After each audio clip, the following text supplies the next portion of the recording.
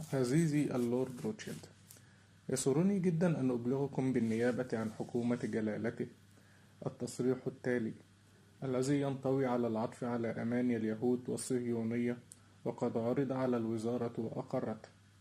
إن حكومة صاحب الجلالة تنظر بعين العطف إلى إقامة وطن قومي في فلسطين للشعب اليهودي، وستبذل غاية جهدها لتسهيل تحقيق هذه الغاية، على أن يفهم جليا أنه لن يؤتي بعمل من شأنه أن ينتقص من الحقوق المدنية والدينية التي تتمتع بها الطوائف غير اليهودية المقيمة في فلسطين، ولا الحقوق أو الوضع السياسي الذي يتمتع به اليهود في أي بلد آخر.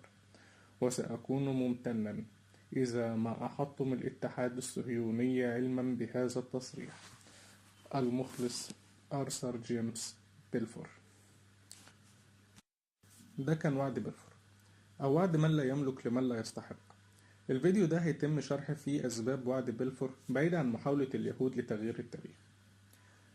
المؤرخين الصهاينة بيقولوا إن الوعد صدر نتيجة إحساس بالشفقة تجاه اليهود بسبب اللي عانوه من اضطهاد، بس أكيد ده كلام مش مقنع خالص لأن الثابت تاريخيا إن بلفور كان معادي لليهود، وهاجم اليهود المهاجرين لإنجلترا بين عامي 1903 و 1905 لأنهم كانوا بيرفضوا يندمجوا مع السكان، وأصدر تشريعات بتحد من الهجرة اليهودية.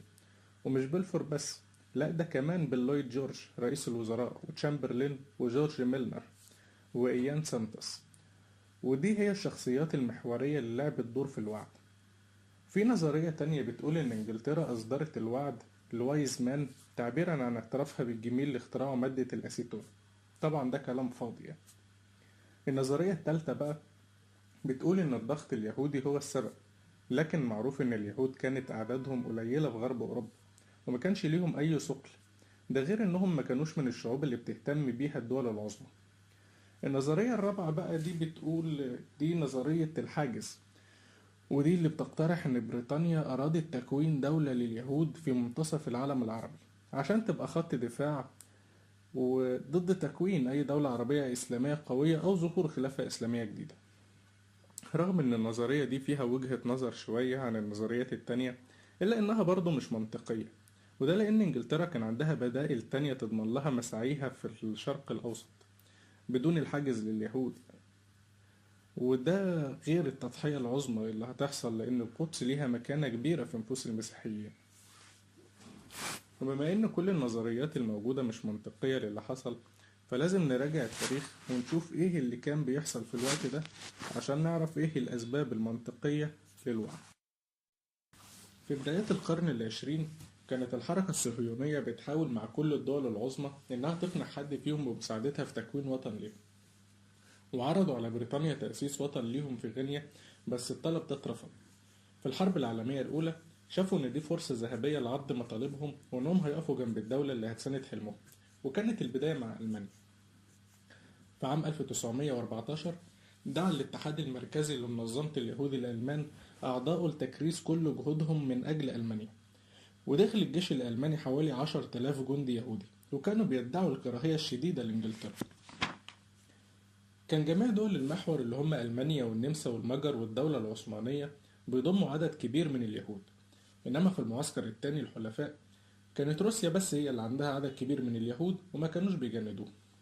في 1917 استخدمتهم ألمانيا للإطاحة بروسيا عن طريق استغلال الوضع الداخلي المتأزم لروسيا وإشعال فتيل ثورة تطيح بالقيصر الروسي. كانت بتاوي مجموعة من أعداء روسيا اللي هم لينين وستالين، ومع وجود الاضطرابات أعادتهم لروسيا ونجحوا في الإطاحة بالقيصر.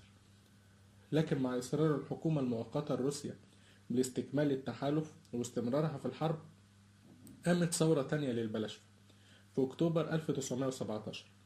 دي أطاحت بالحكومة المؤقتة وتولى لينين الحكم. في 27 أكتوبر أعلنت الحكومة البلشفية رغبتها الخروج من الحرب، وفعلا وقعوا اتفاقية في شهر ديسمبر 1917 بين دول المحور وروسيا عشان تخرج روسيا من الحرب تماما، وتقدر ألمانيا ساعتها تحرر عدد كبير من الجنود في الجبهة الشرقية لاستخدامهم في الجبهة الغربية.